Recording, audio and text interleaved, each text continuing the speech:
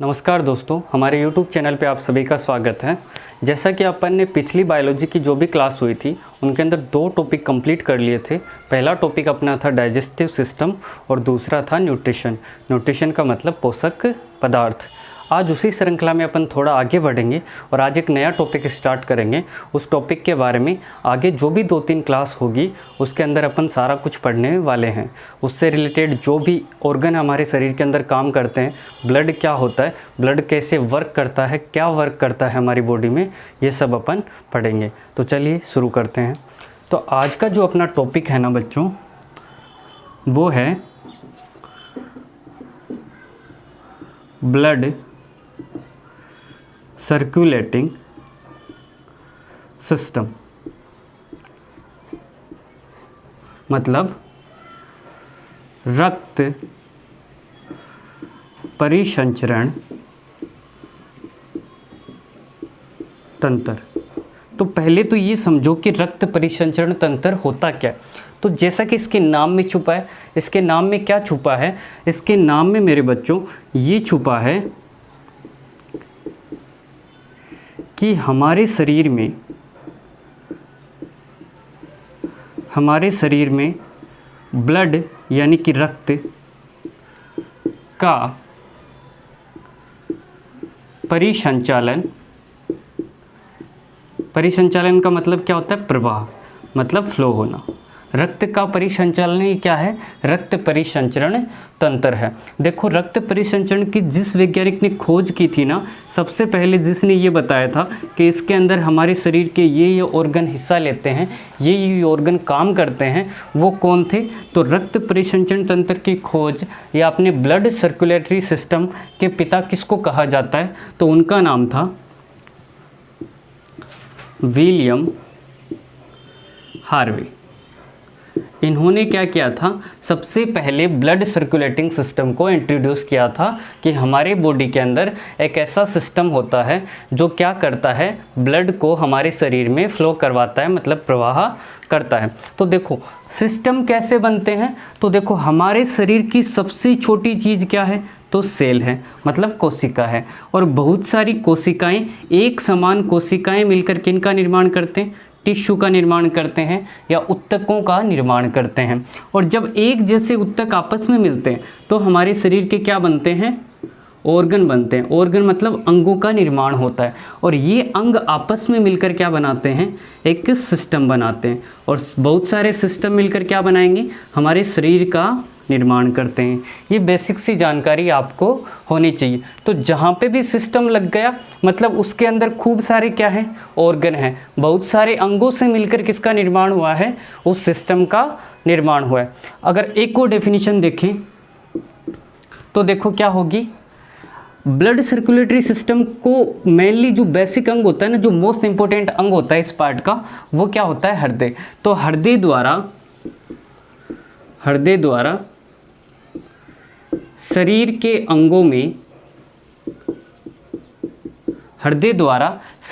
अंगों में ब्लड का यानी कि रक्त का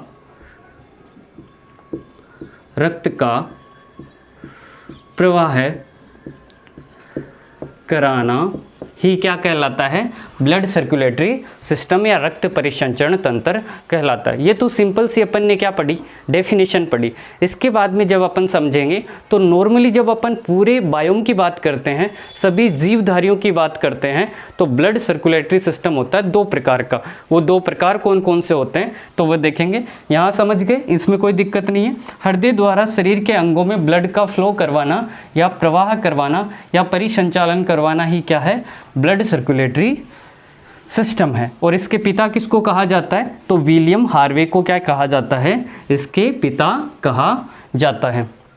अब देखो ब्लड सर्कुलेटरी सिस्टम होता है ना, वो 2 प्रकार का होता है। कितने प्रकार का होता है, 2 प्रकार का।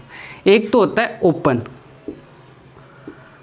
ओपन सर्कुलेशन, मतलब खुला परिसंचरण।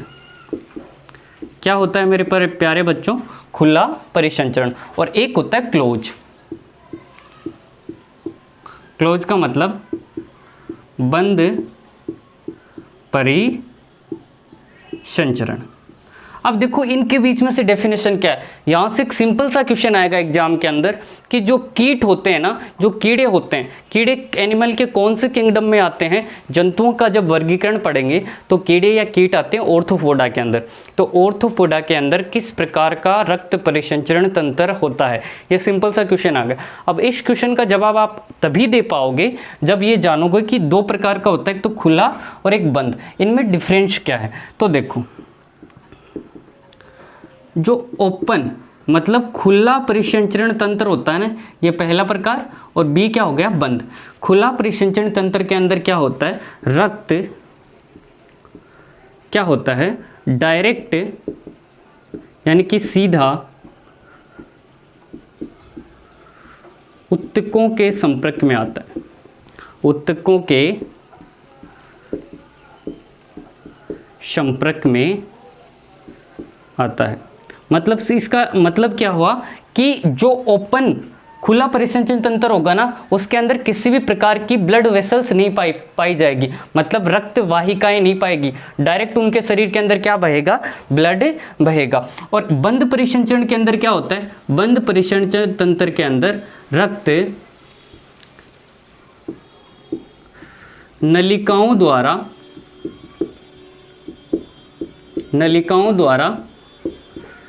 शरीर में बहता है। अब अपन किस में आते हैं, डायरेक्ट सा तुम्हारे दिमाग के अंदर आइडिया लगाओ, हमारे शरीर के अंदर क्या है, ब्लड वेसल्स है, मतलब रक्त वाहिनिकाएं हैं, जैसे धमनियां हैं, शिराएं हैं। सिंपल सा मतलब समझो कि हमारे शरीर के अंदर क्या है, पाइप हैं, नलिकाएं हैं, और वो पाइप क्या करती हैं, हमारे शरीर के अंदर ब्लड को फ्लो करवाने का काम करती है। तो हम किस में आते हैं, बंद परिसंचरण तंत्र में आते हैं। इनके एग्जाम्पल की बात करते हैं जहाँ से क्वेश्चन आता है। तो एग्जाम्पल के अंदर बंद के अंदर, खुला के अंदर आप खुला परिसंचरण तंत्र के अंदर क्या याद रखोगे, ऑर्थोपोडा। अब कईयों को याद नहीं होगा ये ऑर्थोपोडा क्या आ गया। तो ऑर्थोपोडा वो क्या है, ऑर्थोपोडा है जब आप पढ़ोगे ना एनिमल किंगडम के बारे में कि कितने प्रकार से जंतुओं का वर्गीकरण किया हुआ है, उसके अंदर सबसे बड़ा वर्ग कौन सा आता है, ऑर्थोपोडा आता है। अब ऑर्थोपोडा के अंदर क्या क्या आ गए, तो जैसे अपने कीट आ गए, बेसिकली ये याद रख लो कीट। तो कीटों के अंदर क्या आ गए, मक्खी, ठीक है, मच्छर। अब अलग अलग दिमाग के अंदर आएंगे जितने भी कीट आते हैं ना, तिलचट्टा, तितली, इन सब के अंदर क्या होता है, ब्लड डायरेक्ट बहता है, किसी प्रकार की नलिकाएं नहीं पाई जाती। और इसके एग्जाम्पल की बात करते हैं, ब्लड वेसल्स किस में पाई जाती है, तो एक तो अपना खुद ही हो गया मनुष्य, मनुष्य किस में आता है, मैमल्स में आता है, मतलब जितने भी प्रकार के स्तनपायी होते हैं ना, स्तनपायी और पक्षी, ये किस में आते हैं, स्तनपायी और पक्षी किस में आते हैं, बंद परिसंचरण तंत्र के अंदर आते हैं। तो ह्यूमन यानी कि मनुष्य किस प्रकार का, मनुष्यों का जो ब्लड सर्कुलेटरी सिस्टम है वो किस प्रकार का है, क्लोज है, क्योंकि उसके अंदर क्या पाई जाती है, रक्त वाहिनिकाएं या ब्लड वेसल्स पाई जाती है। सिंपल सा इनके अंदर अगर अपन देखें तो जो ब्लड वेसल्स होती है ना, वेसल्स मतलब रक्त वाहिका, बेसिक सा डिफरेंस देखो ना, तो इनके अंदर रक्त वाहिकाएं नहीं पाई जाती और इनके अंदर पाई जाती है। तो अपन मनुष्य के शरीर के अंदर क्या होता है, ब्लड वेसल्स पाई जाती है, मतलब धमनियां पाई जाती है, शिराएं पाई जाती है, मतलब सीधा सा मतलब हमारे शरीर के अंदर देसी भाषा के अंदर समझे तो जो नसें हैं ना वो क्या कर रही है, ब्लड को फ्लो करवाने का काम कर रही है। तो अपना बंद है, अपने शरीर में ब्लड ऐसे नहीं खुला बह रहा है, किसी के माध्यम से बह रहा है। इनमें क्या बह रहा है, सीधा बह रहा है, तो इनमें सीधा ऊतकों के संपर्क में आता है। इसका एग्जाम्पल क्या हो गया, ऑर्थोपोडा, मक्खी, मच्छर और तिलचट्टा, और इनमें रक्त क्या होता है, नलिकाओं द्वारा बहता है। ये सिंपल सा ब्लड सर्कुलेटिंग सिस्टम का इंट्रोडक्शन हो गया। दो प्रकार के होते हैं, रक्त परिसंचरण तंत्र के पिता किसको कहा जाता है, तो विलियम हार्वे को कहा जाता है। अब चलते हैं इससे आगे। तो देखो इससे आगे जब अपन देखते हैं ना, तो अब पढ़ेंगे किसके बारे में, ब्लड के बारे में। आज ब्लड के बारे में जो बेसिक से पॉइंट है वो सारे अध्ययन करेंगे और उसके बाद अगली क्लास में अपन आगे पढ़ेंगे। तो देखो ब्लड, ब्लड मतलब रक्त, ठीक। तो देखो सबसे पहली चीज़ तो ये आती कि ब्लड के लिए हमारे साइंस के अंदर कौन सा शब्द काम में लिया जाता है। तो देखो ब्लड के लिए जो वर्ड काम में आता है ना, जो शब्द काम में आता है ना, वो आता है हेमेटो। क्या आता है? हेमेटो। ठीक है, और इसी से एक क्वेश्चन बनता है कि हमारे रक्त को अध्ययन को क्या बोलते हैं, रक्त के अध्ययन को क्या बोलते हैं। तो जो रक्त का अध्ययन होता है ना, उसे मेरे बच्चों क्या कहते हैं? हेमेटोलॉजी कहते हैं। कई बच्चे यहाँ कंफ्यूज होते हैं, वो कैसे होते हैं, वो याद रखते हैं हेपेटोलॉजी। बच्चों हेपेटोलॉजी जो वर्ड आता है ना, हेपेटो वर्ड आता है अपने लीवर के लिए, और हेमेटो वर्ड किसके लिए आता है? ब्लड के लिए आता है। तो सबसे पहला पॉइंट तो ब्लड के अध्ययन को क्या बोलते हैं? हेमेटोलॉजी कहते हैं। अगला पॉइंट, ब्लड हमारे शरीर का, यानी कि रक्त हमारे शरीर का तरल संयोजी ऊतक है।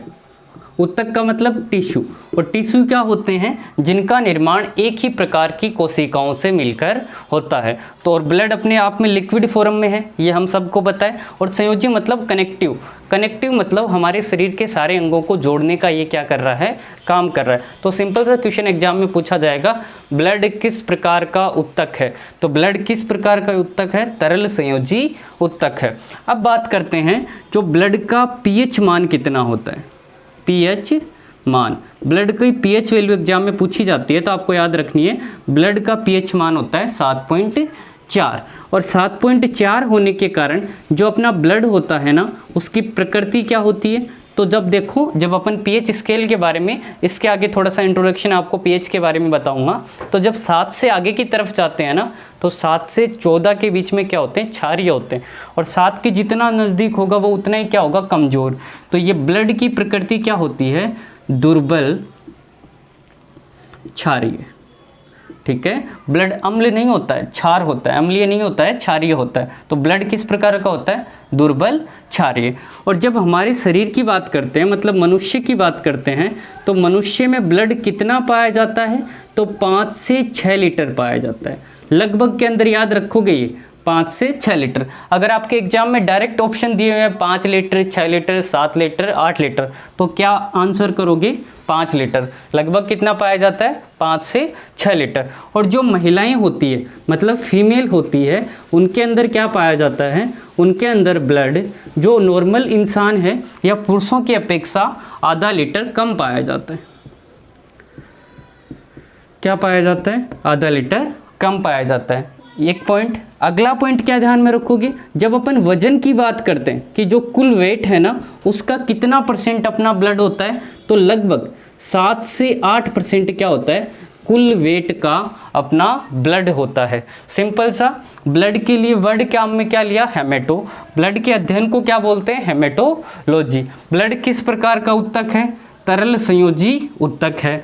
ब्लड का पीएच मान कितना होता है? 7.4 होता है। ब्लड की प्रकृति क्या होती है? दुर्बल क्षारीय। ब्लड होता कितना है? 5 से 6 लीटर। और महिलाओं में पुरुषों की अपेक्षा आधा लीटर कम होता है।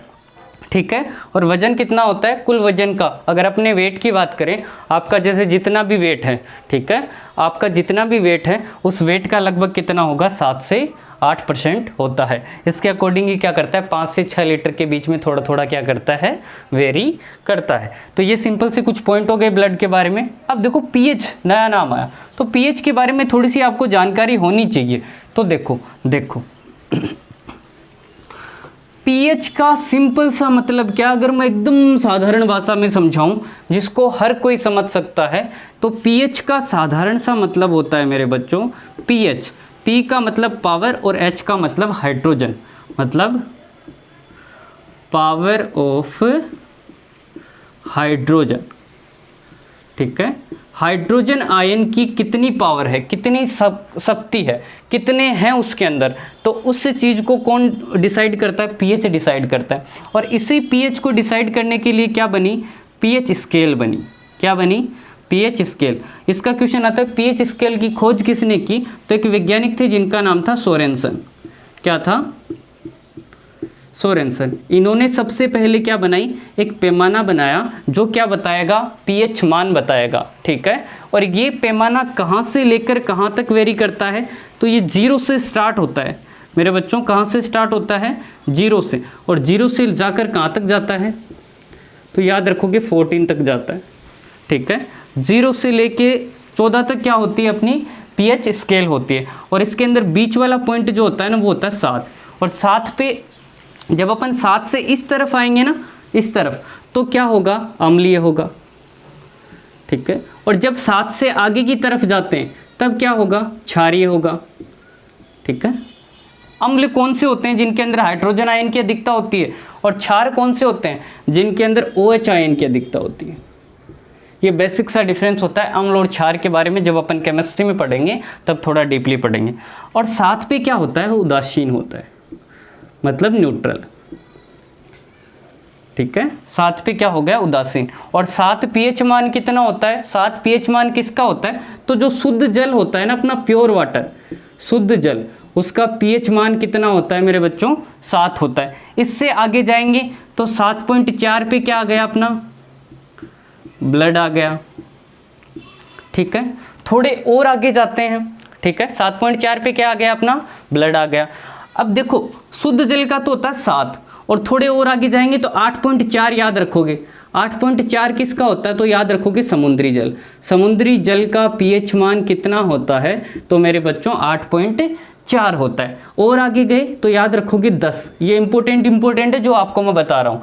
10 पीएच मान किसका होता है, तो 10 पीएच मान मेरे बच्चों होता है किसका, MgOH। MgOH क्या होता है, milk of magnesia, milk of magnesia. इसका पीएच मान कितना होता है, 10 होता है। और हाईएस्ट 14 किसका होता है, मोस्ट इंपोर्टेंट, ये पूछा जाता है, तो 14 पीएच मान किसका होता है, NaOH। NaOH मतलब सोडियम हाइड्रोक्साइड, इसका पीएच मान कितना होता है, 14 होता है। तो देखो 7 पे क्या हो गया, शुद्ध जल, 7.4 पे क्या हो गया, ब्लड, 8.4 पे क्या हो गया, समुद्री जल, 10 पे क्या हो गया, मिल्क ऑफ मैग्नीशिया, और 14 पे क्या हो गया, सोडियम हाइड्रोक्साइड या NaOH, ठीक है। अब पीछे चलते हैं, ठीक है, इधर कौन आएंगे, अम्ल आएंगे। ये सब तो क्या हो गए, अपने क्षार हो गए। पीछे जब चलेंगे तो आप याद रखोगे 6.4 दो चीज़ों का होता है, किस किस का, एक तो दूध का, और एक अपना जो यूरिन होता है ना, मूत्र, उसका पीएच मान कितना होता है, तो लगभग 6 होता है, 6 से 6.5 के बीच में। तो 6.4 किसका हो गया, दूध और मूत्र का हो गया। तो दूध की प्रकृति या मूत्र की प्रकृति किस प्रकार की होती है, अम्लीय होती है। और इसके पॉइंट के जितने पास होंगे उतने क्या होंगे, दुर्बल होंगे, ठीक है। और जैसे जैसे इधर जाएंगे तो क्या होने लग जाएंगे, वो पावरफुल होने लग जाएंगे। अब 6.4 क्या हो गया, दूध और मूत्र।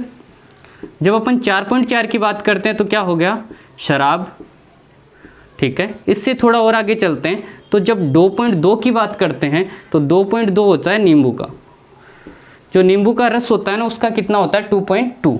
और जब अपन 1 चलते हैं तो 1 पीएच मान किसका होता है, HCl का।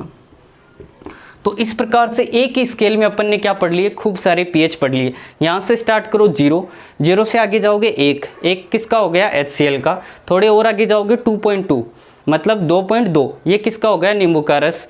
2.2 का डबल करो 4.4 किसका हो गया, शराब का।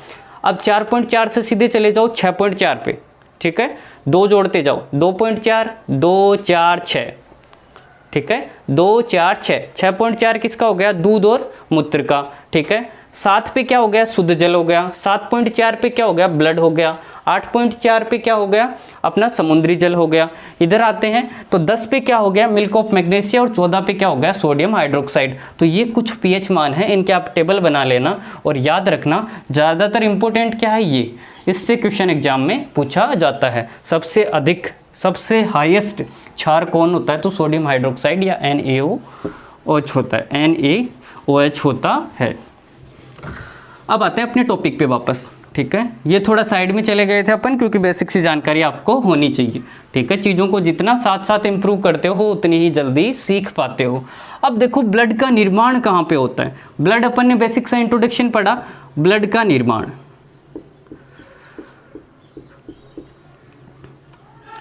पहले तो ब्लड निर्माण की जो प्रक्रिया होती है ना, उसको क्या बोलते हैं, तो ब्लड के लिए वर्ड क्या आएगा, हेमेटो। ठीक है, हेमेटोपाइसिस। ये क्या है? ब्लड निर्माण की प्रक्रिया। पाइसिस का मतलब होता है निर्माण या प्रोडक्शन। पी से याद रख लो, पी का मतलब क्या हो गया? प्रोडक्शन। तो ब्लड निर्माण की प्रक्रिया को क्या बोलते हैं? हेमेटोपाइसिस बोलते हैं। अब ब्लड का निर्माण हमारे शरीर में 2 स्टेज में होता है, ठीक है। जो भ्रूण होता है ना, भ्रूण मतलब एम्ब्रियो, भ्रूण में तो कहाँ पे होता है? तो भ्रूण में तो होता है अपना मेरे बच्चों यकृत के अंदर। यकृत मतलब लीवर। लीवर हमारे शरीर का सबसे बड़ा आंतरिक अंग है और सबसे बड़ी आंतरिक ग्रंथि। लीवर विटामिन ए का क्या करता है? संश्लेषण करता है। लीवर की पुनर्वधन क्षमता मतलब वापस डेवलप होने की क्षमता क्या होती है? सबसे अधिक होती है। लीवर के अध्ययन को क्या बोलते हैं? हेपेटोलॉजी बोलते हैं। तो लीवर के 4 क्वेश्चन आपके झट से माइंड में आ जाने चाहिए। और जब आप बात करते हैं जन्म के बाद, जन्म के बाद हमारे ब्लड का निर्माण कहाँ पे होता है? तो होता है लाल अस्थि मज्जा, ठीक है। अब कईयों को तो पता ही नहीं होता ये लाल अस्थि मज्जा है क्या, कहाँ पे होती है, ठीक है। रेड बोन मेरो, यहाँ पे क्या होता है? अपने ब्लड का निर्माण होता है। तो मेरे बच्चों जब आप देखोगे ना अपनी हड्डियों को, जैसे ये अपनी बोन है, ठीक है, ये सिंपल सी मैंने कोई बोन बनाई। हमारी बोन में क्या होती है? बीच में कुछ खोखली जगह होती है, जैसे ये जगह हो गई, ठीक है। ये बीच में क्या है? केव है, केविटी है, मतलब एक गुफा है, ठीक है। और इसी गुफा को क्या बोलते हैं? इसी गुफा को बोलते हैं RBM, मतलब लाल अस्थि मज्जा, मतलब रेड बोन मैरो, ठीक है, इसी को बोलते हैं। और इसी जगह पे क्या होता है? अपने ब्लड की प्रोडक्शन या निर्माण का काम होता है। तो निर्माण से 3 क्वेश्चन कौन से याद रखोगे? निर्माण की प्रक्रिया को क्या बोलते हैं? हेमेटोपाइसिस। भ्रूण काल में कहाँ पे होता है? यकृत में होता है। जन्म के बाद कहाँ पे होता है? तो लाल अस्थि मज्जा में होता है। अब निर्माण तो हो गया ब्लड का, अब हमारे शरीर में ब्लड का भंडारण कहाँ पे होगा? ऐसे थोड़ी ना बना और ख़त्म होता गया, ठीक है, ऐसा तो होता नहीं है। तो हमारे शरीर के अंदर क्या होगा? भंडारण भी होगा। भंडारण मतलब स्टोरेज या संग्रहण, ठीक है। ये संग्रहण या स्टोरेज कहाँ पे होता है हमारे ब्लड का? तो हमारे ब्लड का जो भंडारण होता है ना, वो होता है कहाँ पे? स्प्लीन। स्प्लीन मतलब प्लीहा, स्प्लीन या प्लीहा। अब प्लीहा क्या है? तो प्लीहा भी हमारे शरीर का एक अंग ही है। ये कहाँ पाया जाता है? इसकी लोकेशन क्या है हमारे शरीर के अंदर? ये कहाँ पे होता है? तो ये मेरे बच्चों होता है, जैसे अपन ने डाइजेस्टिव सिस्टम पढ़ा था ना, तो इस तरफ क्या पढ़ा था? ये आ गई अपनी एसोफेगस, इस तरफ के क्या आ गया? अपना अमाशय। ये क्या है? अपना अमाशय। और अमाशय के पीछे की तरफ होता है, ठीक है। अमाशय के पीछे की साइड में क्या होता है? स्प्लीन होता है या प्लीहा होता है। तो इसकी जगह कौन सी होती है? अमाशय के पीछे, अमाशय के पीछे की ओर। हमारे शरीर में कहाँ पे पाया जाता है? स्प्लीन, ठीक है, अमाशय के पीछे की तरफ। और इसकी कैपेसिटी कितनी होती है? इसकी क्षमता कितनी होती है? एग्जाम में क्वेश्चन आता है इंपॉर्टेंट कि ये कितना ब्लड स्टोरेज कर सकता है? तो ये लगभग कर सकता है 250 ml, ठीक है। 250 ml तक ब्लड अपना स्प्लीन या प्लीहा क्या कर सकता है? स्टोरेज कर सकता है। हमारे शरीर के अंदर 2 जगह हुई, एक तो होगी लाल अस्थि मज्जा जहाँ पे हमारे ब्लड का निर्माण हुआ, जो कहाँ पे है? हमारे हड्डियों के बीच में खोखली गुफाएं हैं, वहाँ पे किसका निर्माण होता है? ब्लड का निर्माण होता है। स्प्लीन या प्लीहा में क्या हुआ? स्टोरेज या भंडारण हुआ। अमाशय के पीछे की ओर होती है, क्षमता कितनी होती है? 250 ml। अब ये तो बात हो गई संग्रहण की अपने शरीर के अंदर। अब एक और संग्रहण भी करते हैं ब्लड को, कहाँ पे करते हैं? बाहर की तरफ, शरीर से बाहर। कहाँ पे करते हैं? ब्लड बैंक में करते हैं। कहाँ पे करते हैं? Blood bank. और सबसे बड़ा ब्लड बैंक कहाँ पे है? तो दिल्ली के अंदर है, ठीक है। सबसे बड़ा ब्लड बैंक कहाँ पे है? दिल्ली में है। अब ब्लड बैंक में ब्लड को कितने डिग्री सेंटीग्रेड पे स्टोरेज किया जाता है? पहला क्वेश्चन। तो आप याद रखोगे ब्लड बैंक में जो ब्लड होता है ना, उसको रखा जाता है कितने पे? 4 डिग्री सेंटीग्रेड पे, 4 डिग्री सेंटीग्रेड पे। और कितने दिनों तक रखा जाता है? तो आप याद रखोगे मेरे बच्चों, अधिकतम तो रखा जाता है 42 दिन तक। कितने दिन तक? 42 दिन तक। और न्यूनतम कितने दिनों तक रखा जाता है? तो आप याद रखोगे 21 दिन तक। अब ये 4 डिग्री सेंटीग्रेड बहुत इंपॉर्टेंट है क्योंकि इससे बहुत सारे क्वेश्चन बनते हैं। पहला क्वेश्चन, ब्लड बैंक में ब्लड को कितने पे रखा, 4 डिग्री सेंटीग्रेड में। फ्रिज में सब्जियां कितने डिग्री सेंटीग्रेड पे सुरक्षित रखी जाती है, 4 डिग्री सेंटीग्रेड पे। जो जल होता है, जल का घनत्व है मतलब डेंसिटी कितने डिग्री सेंटीग्रेड पे सबसे अधिक होती है, तो यही 4 डिग्री सेंटीग्रेड है। जो जल होता है, जल का आयतन कितने डिग्री सेंटीग्रेड पे सबसे कम होता है, तो यही 4 डिग्री। तो 4 पे 4 क्वेश्चन बनते हैं, पहला ब्लड का, 2 जल के, और एक सब्जियों को फ्रिज के अंदर कितने डिग्री सेंटीग्रेड पे सुरक्षित रखा जाता है, तो 4 डिग्री सेंटीग्रेड। अब अपना जो ब्लड होता है ना, उसके अंदर एक प्रोटीन पाया जाता है, नाम है हिपेरिन। ये क्या काम करता है, हमारे शरीर के अंदर ब्लड को जमने नहीं देता। ठीक है, कोई ठंडी जगह भी चले जाओगे ना तो ब्लड जमेगा नहीं। ऐसी बात नहीं है कि किसी बर्फीली जगह पे चले गए तो हमारा ब्लड जम गया, ऐसा नहीं होता है। क्यों नहीं होता है, क्योंकि हमारे ब्लड के अंदर क्या पाया जाता है, हिपेरिन पाया जाता है। अब शरीर से तो बाहर निकाल लिया ब्लड को, कहाँ पे ले गए, ब्लड बैंक में ले गए। तो ब्लड बैंक में क्या पाए जाते हैं, स्कंदक पाए जाते हैं। कौन से स्कंदक मिलाए जाते हैं जो रक्त को जमने नहीं देते, ये क्वेश्चन आता है, इंपॉर्टेंट क्वेश्चन है। तो आप याद रखोगे सोडियम साइट्रेट, सोडियम साइट्रेट पहला। ठीक है, अगला सोडियम ऑक्जिलेट। अब ऑक्जिलेट आते ही कईयों के दिमाग के अंदर आया होगा question, calcium oxalate. Calcium oxalate की क्या बनी होती है, अपनी पथरी बनी होती है। पथरी किडनी के कौन से हिस्से में बनती है, तो पेल्विस हिस्से के अंदर बनती है। पथरी को हटाने की टेक्निक को क्या बोलते हैं, लिथोट्रिप्सी। तो ऐसे जब आपके दिमाग के अंदर क्वेश्चन आने लगेंगे ना, तब जाके मेरे बच्चों आपकी बायोलॉजी स्ट्रॉन्ग होगी। तो इन क्वेश्चनों को जैसे मैं साइड के क्वेश्चन बताता हूँ ना, तो उनको एक साइड नोट कर लिया करो या फिर यहीं पे कर लिया करो। और क्या होता है, और 2 चीज़ें और होती है, एक होता है वार्फेरिन और एक होता है काउफेरिन।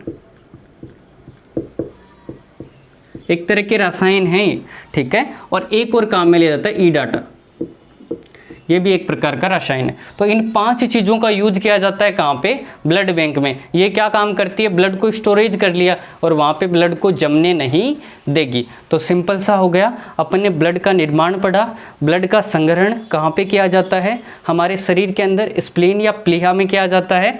और ब्लड बैंक के अंदर कहाँ पे किया जाता है, ब्लड बैंक में कितने डिग्री सेंटीग्रेड पे, 4 पे, अधिकतम 42 दिन, न्यूनतम 21 दिन। और कौन कौन सी चीज़ काम में ली जाती है। तो ये सिंपल सी चीज़ें हो गई अपने ब्लड के बारे में। अब इससे आगे देखो 1-2 चीज़ और, क्या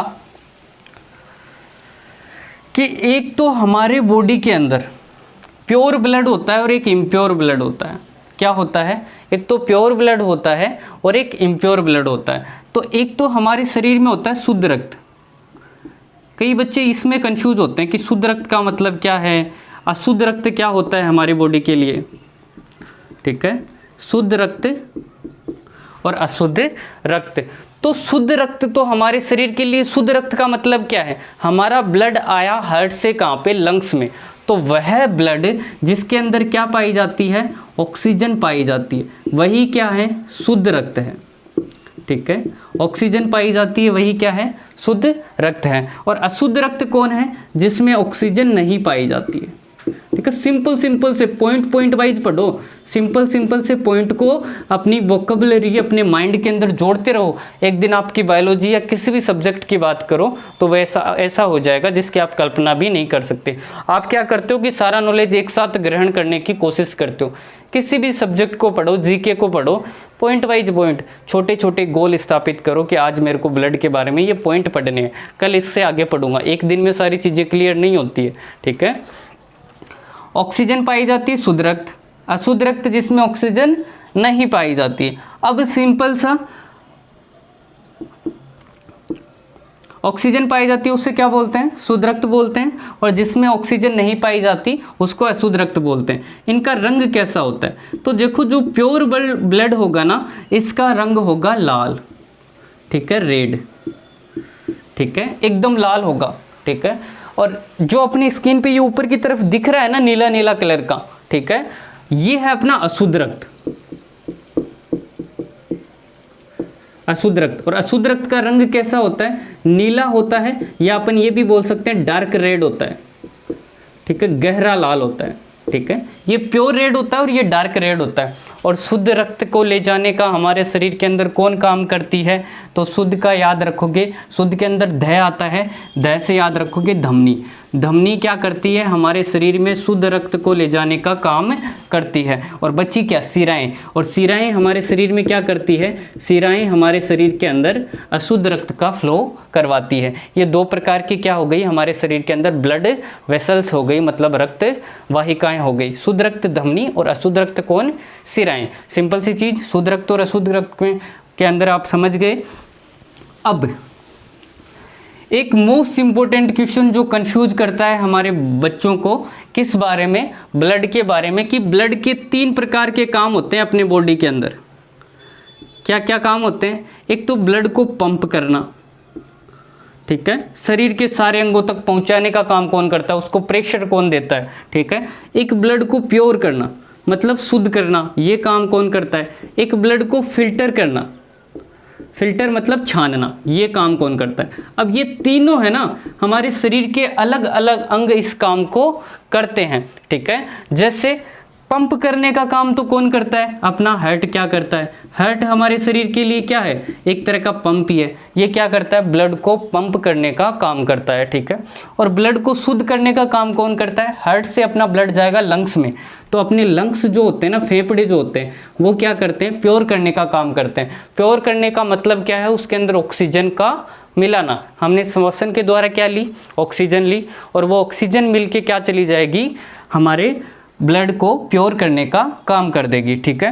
फिल्टर करने का काम कौन करता है? तो किडनी करती है। हार्ट के अध्ययन को क्या बोलते हैं? कार्डियोलॉजी, ठीक है। और किडनी के अध्ययन को क्या बोलते हैं? तो किडनी की यूनिट क्या होती है? नेफ्रॉन। तो नेफ्रोलॉजी या रीनल वर्ड भी किडनी के लिए काम में लिया जाता है, तो उसके अध्ययन को, किडनी के अध्ययन को क्या बोलते हैं? नेफ्रोलॉजी बोलते हैं। तो किडनी तो क्या करती है? फिल्टर का काम। और प्योर करने का काम कौन करते हैं? लंग्स करते हैं। और पंप करने का काम कौन करता है? हार्ट करता है। तो ये सिंपल से कुछ बेसिक से पॉइंट थे ब्लड के बारे में जो अपन ने पढ़े। अब ब्लड का कार्य क्या है? लास्ट एंड अंतिम पॉइंट, हमारा जो ब्लड होता है ना, हमारे शरीर के अंदर कार्य क्या करता है?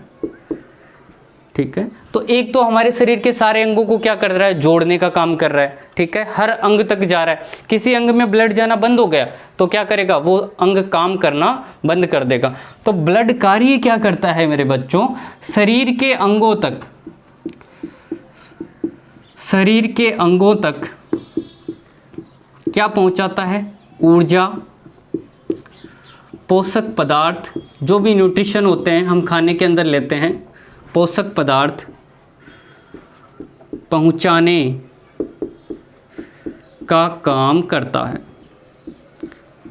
ठीक है। हमारे शरीर के लिए पोषक पदार्थ क्या हुआ? अपन ने खाना लिया, किस रूप में? कार्बोहाइड्रेट के रूप में। वो कहाँ गया? ग्लूकोज में टूट गया। ग्लूकोज में टूटा कहाँ पे? छोटी आंत में। अब छोटी आंत से वो कहाँ पे आ जाएगा? ग्लाइकोजन के रूप में स्टोरेज हो जाएगा अपने लीवर में, और लीवर से वो ब्लड में मिलके, ठीक है, और कहाँ पे जाएगा? अपने हार्ट में जाएगा। और हार्ट उस ग्लाइकोजन को दोबारा हमारे शरीर तक अलग अलग हिस्सों में फैलाने का काम कर देगा। तो एक तरीके से पोषक पदार्थों को हमारे शरीर के अलग अलग अंग तक पहुँचाने में भी हार्ट का बहुत ही बेहतरीन योगदान होता है। हार्ट एक तरीके से हमारे शरीर का मास्टरपीस है, ठीक है, बहुत इंपॉर्टेंट वर्क कर रहा है। प्लस ऊर्जा, ऊर्जा कैसे पहुंचती है? तो ऊर्जा भी वैसे ही पहुंचती है। ग्लूकोज क्या होगा? हमारे शरीर के अलग अलग सेल से कोशिका तक पहुंचेगा ब्लड के द्वारा, ठीक है। और ग्लूकोज मिलेगा किसके साथ? ऑक्सीजन के साथ, ठीक है। ऑक्सीजन के साथ मिलकर क्या बनाएगा?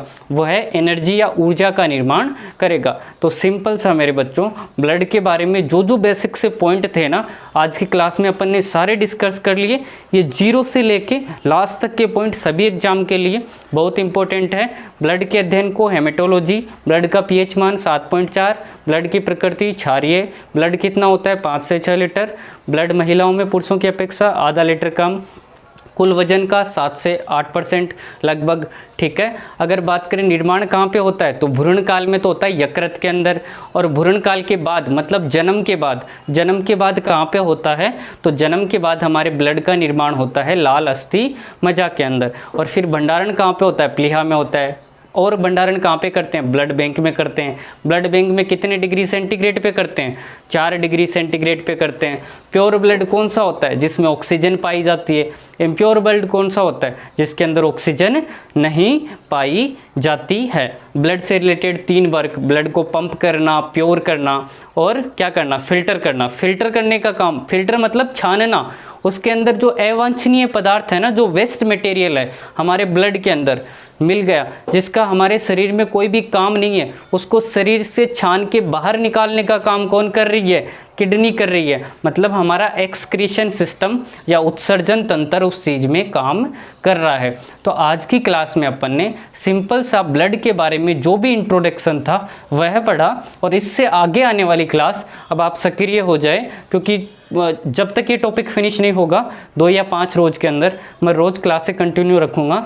अपने 2 टॉपिक अच्छे से कंप्लीट हो चुके हैं, प्लस केमिस्ट्री का एक हल्का सा इंट्रोडक्शन हो चुका था और फिजिक्स के कुछ टॉपिक हो चुके थे। ये नया टॉपिक अपन ने स्टार्ट किया है, ब्लड सर्कुलेटिंग सिस्टम या रक्त परिसंचरण तंत्र। इसको आगे की क्लास में अपन क्या करेंगे? कंप्लीट करेंगे।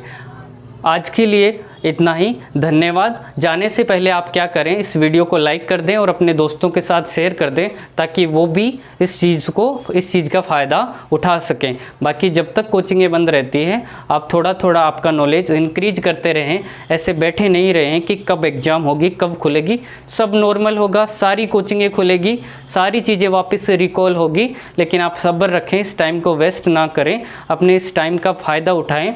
दिन के छोटे छोटे टारगेट बनाएं कि आज मेरे को इस सब्जेक्ट में इतना पढ़ना है। ठीक है, आपका जो सब्जेक्ट वीक है, ऐसे नहीं है जैसे आप जीके पढ़ रहे हो तो जीके के अंदर ये कर लोगे कि आज के अंदर मेरे को प्राचीन भारत पूरा कंप्लीट करना है। नहीं पॉसिबल है मेरे बच्चों। आज थोड़ा सा पढ़ो, धीरे धीरे स्टेप बाय स्टेप पढ़ो। ऐसे नहीं कि आज मैं बायोलॉजी को पूरा कर लूँगा, नहीं पॉसिबल है, कोई नहीं कर सकता। ठीक है, छोटे छोटे टारगेट रखो, उनको कंप्लीट करो और हर सब्जेक्ट पे ध्यान दो। ठीक है, थोड़े दिन में अपन करंट अफेयर्स की क्लास भी चालू करेंगे इस चैनल पे। तो आज के लिए इतना ही, धन्यवाद दोस्तों।